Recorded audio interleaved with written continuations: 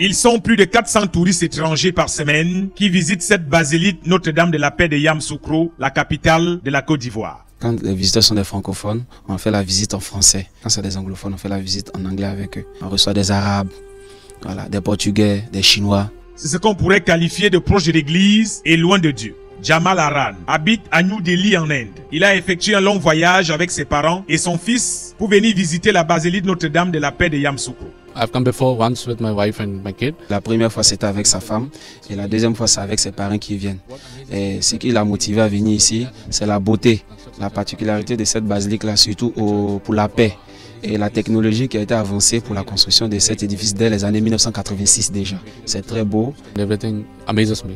Nous sommes un dimanche après la célébration de la Pâque. Dans la capitale de la Côte d'Ivoire, des personnes étrangères à l'église catholique romaine ont investi la synagogue non pas pour célébrer le nom de Jésus-Christ le Seigneur des chrétiens, mais pour en faire un véritable site touristique. L'architecture est impressionnante d'elle-même depuis l'extérieur. Mais la beauté architecturale qu'on a à l'intérieur nous laisse parfois sans voix. C'est la première fois qu'on entre dans cette basilique qui fait la fierté de la Côte d'Ivoire naturellement et de toute l'Afrique, pourquoi pas tout le monde entier. Des différentes nationalités, ils sont là pour les mêmes raisons que Jamal Aran. La messe de la Pâque s'est achevée autour de midi. Logiquement, l'église aurait dû fermer ses portes, mais ici, à la basilique Notre-Dame de la Paix de Yamoussoukro, le meilleur moment, c'est maintenant. Cette église catholique romaine peut parfois se confondre à un musée national, tellement elle attire par sa beauté et son incroyable architecture. La basilique est l'œuvre d'un architecte ivoiro-libanais. Il s'appelle M. Pierre Fakouri. Cette basilique a fait de lui ce qu'il est aujourd'hui. Cette basilique aussi se compose de 3 compartiments.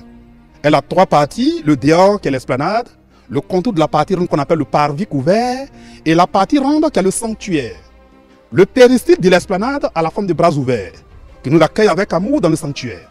Vous voyez, monsieur, là où nous sommes ici, on est sur la terre de mes parents baoulés, en Côte d'Ivoire. Loayan est parmi les guides touristiques que l'église a recrutés. Il dit que c'était un rêve pour lui d'être guide touristique dans cette basilique Notre-Dame de la Paix de Yamoussoukro. Cette basilique ici, sa vocation première c'est d'être un centre de pèlerinage et de recueillement, avant d'être un site touristique. La hauteur de ces colonnes, ça fait 34 mètres. Mais 34, c'est toujours 12. 34, c'est 3 fois 4, qui nous font toujours 12. 12 lui-même, c'est 3. 3, c'est la Sainte Trinité. Dieu le Père, le Fils et le Saint-Esprit. Ces colonnes ont aussi une profondeur de 30 mètres dans le sol. 30 c'est toujours 3. 3 et 0 nous font toujours 3. La Sainte Trinité toujours. Mais les colonnes vont juste se poser sur une pierre en dessous. Parce que le président voulait se conformer à la parole de Jésus, dans laquelle il a dit que Pierre, et sur cette pierre, je bâtirai mon église. L'homme espère aussi l'être au ciel. Seul problème, pas sûr qu'il y ait autant de monde qui visite le ciel au jour du jugement. Ce qui est peut-être certain, voyant comment le mal s'accroît sur la terre, c'est que beaucoup, parmi nous, apprenons déjà beaucoup de langues pour être guides touristiques en enfer.